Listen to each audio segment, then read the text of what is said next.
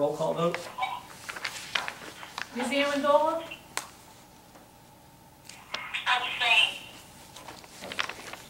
She said abstain. Mr. Amendola? Yes. Mr. Phillips? Yes. Ms. Post? Yes. Ms. Weitzel? No. Mr. Hayes? Yes. I'll entertain a motion to award the police garage and municipal building basement repair contract to Grigori Construction for the amount not to exceed $9,000. So moved. Second. Any discussion on this motion? Hearing no discussion, roll call vote, please. Ms. Amendola? Yes. Mr. Amendola? Yes. Mr. Phillips? Yes. Ms. Post? Yes. Ms. Weitzel? Yes. Mr. Hayes? Yes. I'll entertain a motion to approve the Borough of Crafton Employee Handbook. So moved.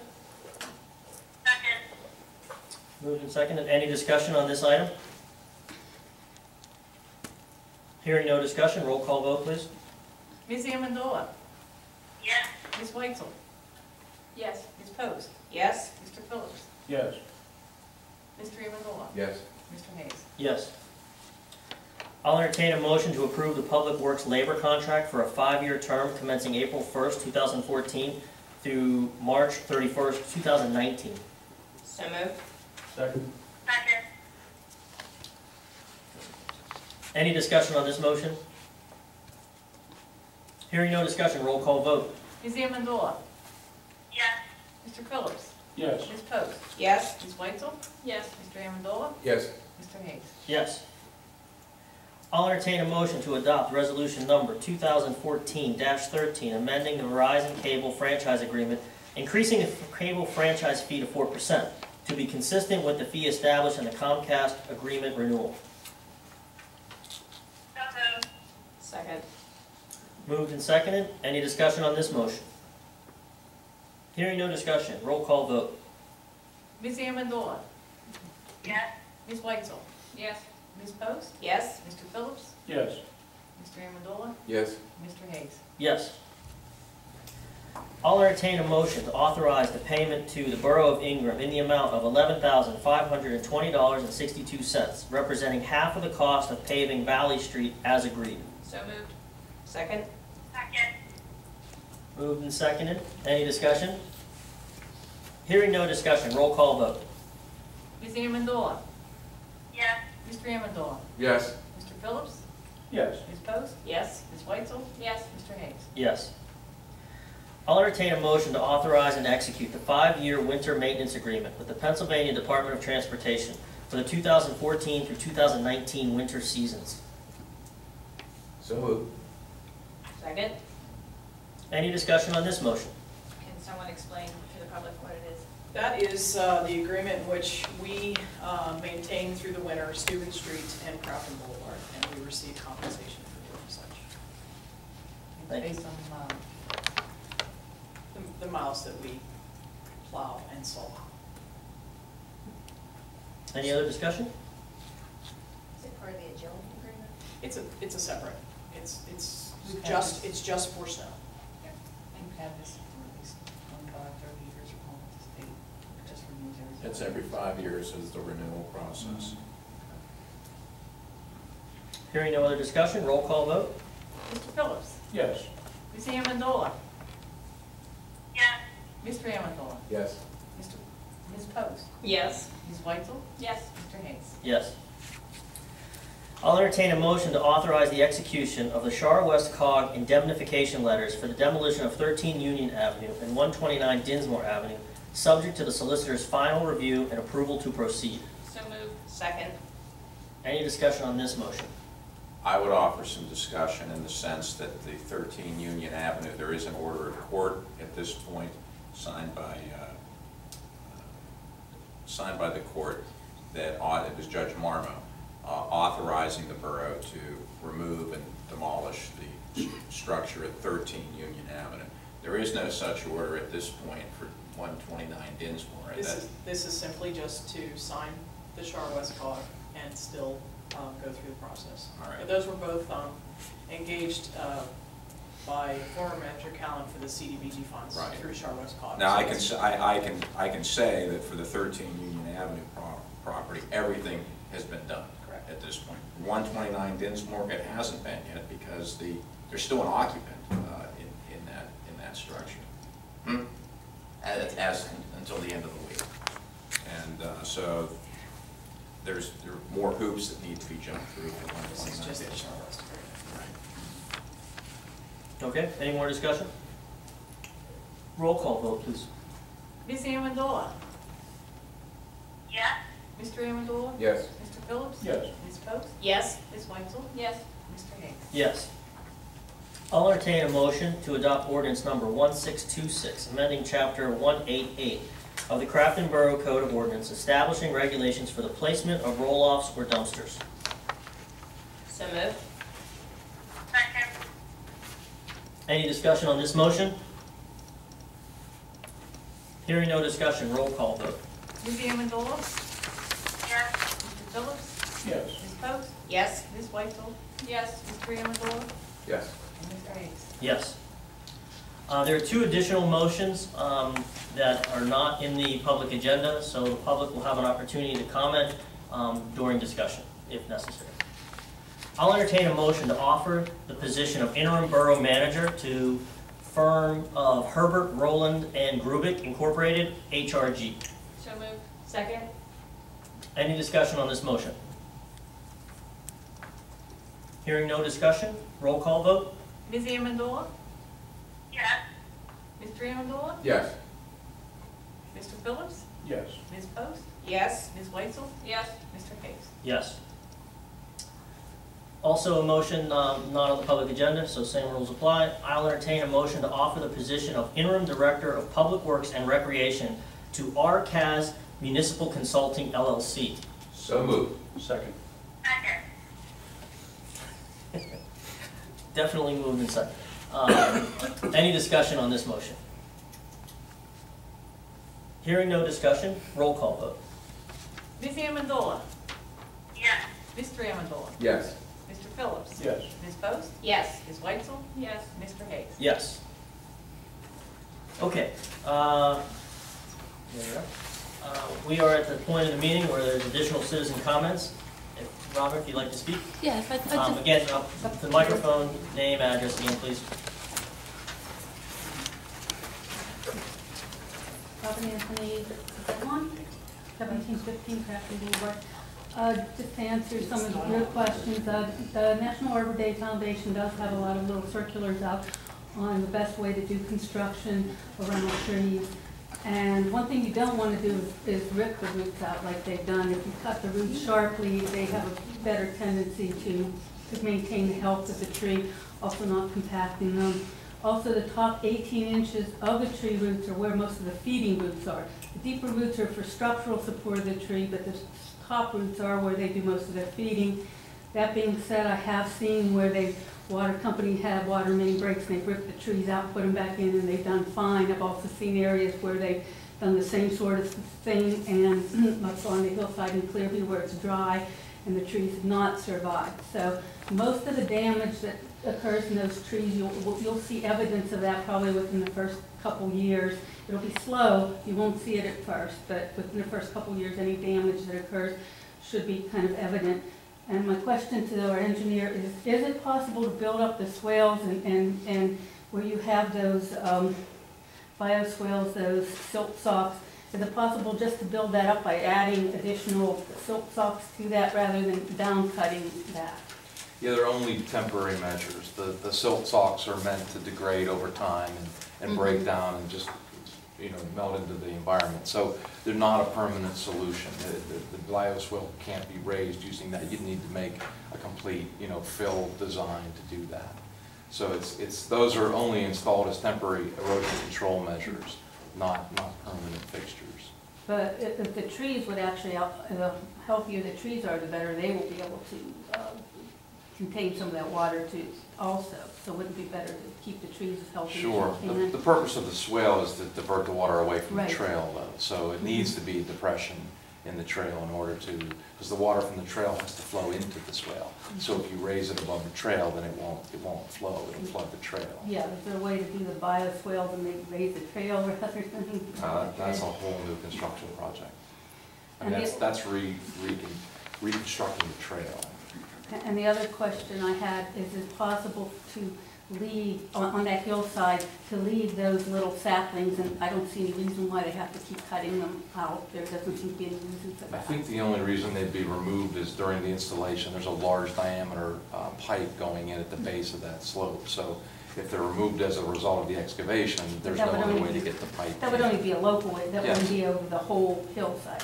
Yeah, I understand wouldn't- they're putting it down this way. It wouldn't seem to be, make sense for the contractor to spend time doing that if it's not necessary for construction. It just looked like they, on the area that they did between Harris and Willard, that they cut out all those smaller, all of them, they cut out all the smaller saplings. It didn't look like it was All necessary right, to do I'll look at that. I didn't realize that. Yeah, because those are all hardwood saplings.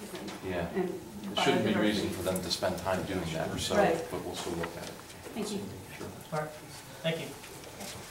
Any other comments? Yes, sir. Have a handout for everybody. And please turn to the last page, we appreciate it, thank you. My name is Philip Lavasser, I live at 401 Clearview Avenue.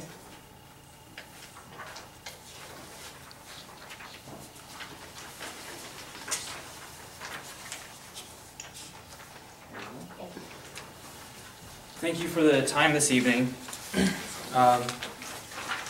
As you know, my neighbors and I have sent several emails concerning the many facets of the Clearview Avenue reconstruction project. And I hope moving forward that we can take some lessons learned and figure out a way that we can communicate, especially during these difficult times of transition from borough managers. My main concern is miscommunication or lack of communication with regards to construction plans.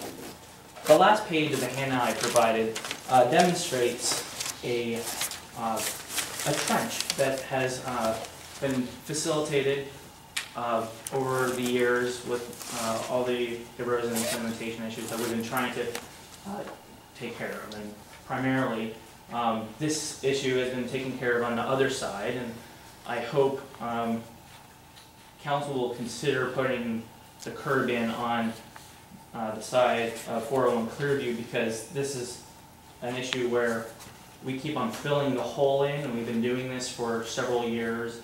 And I just wanted to sort of point out, had I been communicated by our project managers that it was our responsibility to put a curb in, I would have more than willingly put in a curb in when I put my driveway in.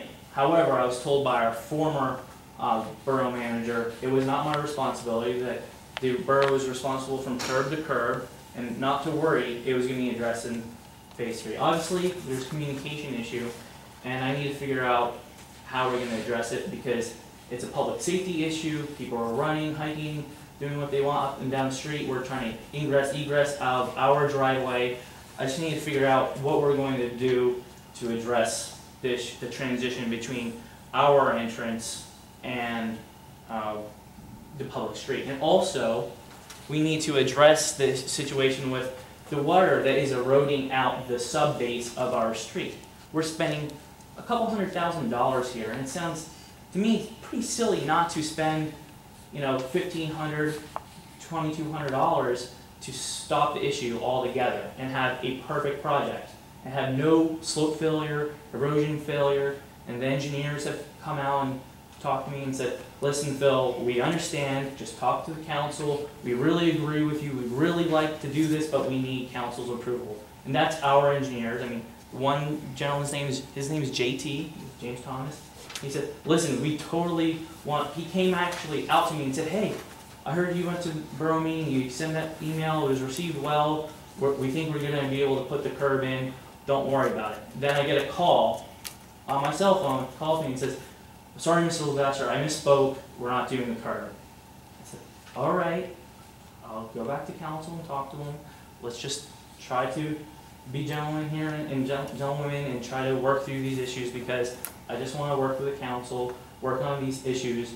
I did, you know, I bring up, you know, we have a planning commission. You know, I hope in the next phases that we can call the planning commission, maybe delegate some responsibilities to the other commissions here so we can work together and help council to work through issues like this, because it really is a liability to the borough.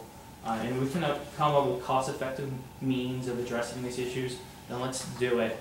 Because I have a long time to be in this borough, and we're enjoying our project, and we enjoy working on the trail projects when we have free time. We did that this Friday, and I enjoy working with everybody here. I just would like to maybe have some type of dialogue, maybe council call a public meeting and invite everybody that wants to come out and just talk about the situation and meet with our engineer to just address these issues, so we don't have controversy and feelings of animosity and really hate. People hate dealing with our government, and I don't hate dealing with our government. I want to embrace our government, and we all volunteer to be here. I mean, that's why you guys take this job, to be part of the community. You're representing our community, and we really appreciate it.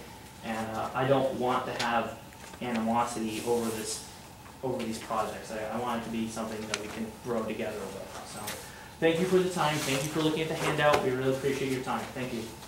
Thank you, Philip. Thanks. One more?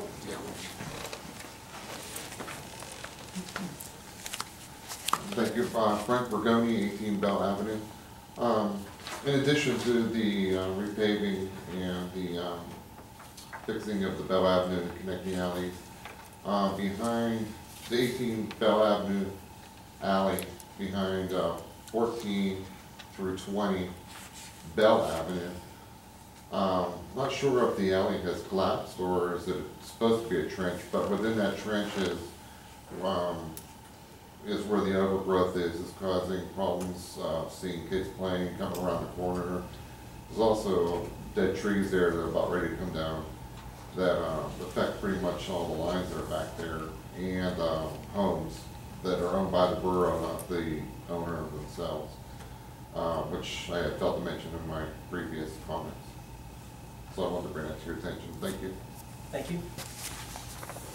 Nothing more? Yeah. Excuse me. Susan Muka, 269 Clearview Avenue. I just wanted to say, looking at these pictures, this just doesn't look like superficial damage to me.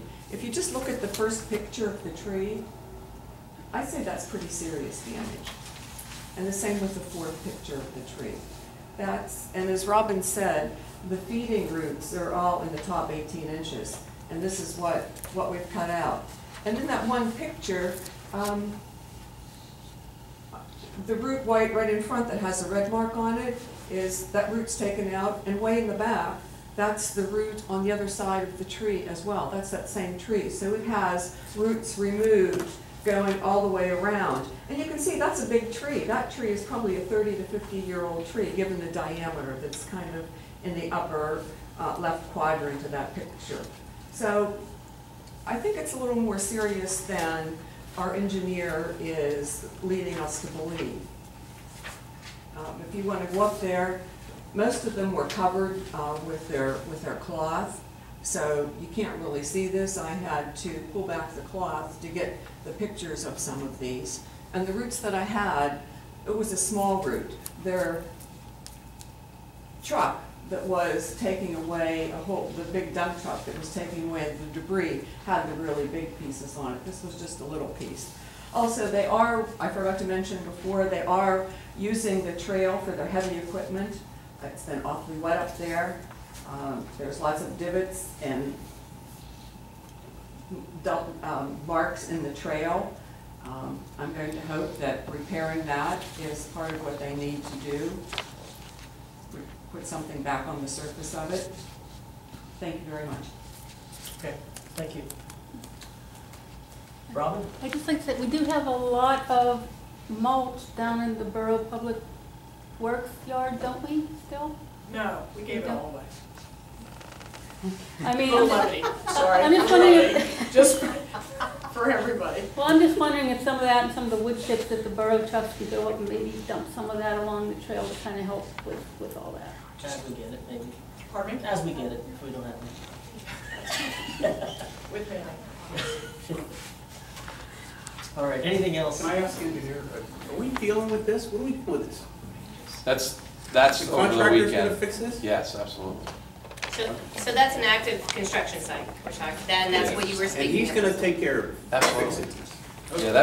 Yeah, he's controlled the site, so we'll make sure that he does refill and fix the site. So it's an active construction site, as you were saying. I would encourage people not to hurt themselves by getting in Yes. there, you know? May I just make a comment? I did call the county conservation district. They're aware, and inspector's gonna be out there following up with them. This is an issue.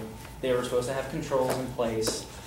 Okay, this morning, when they saw the site, from our bedroom window, they said, let's get this cleaned up quick before Gateway gets here.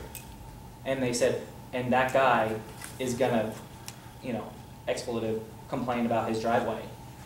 And I just left it at that. Well, it sounds like there's action, huh? Kelly from the Conservation District, we don't want violations from this. We can be issued violations for their non-action, even though it's their responsibility, it would be our violation. Okay, So All we're right. just to be. all right. I'll entertain a motion to adjourn. Second. All in favor? Aye. Opposed? Motion adjourned. I mean, meeting. Oh, motion.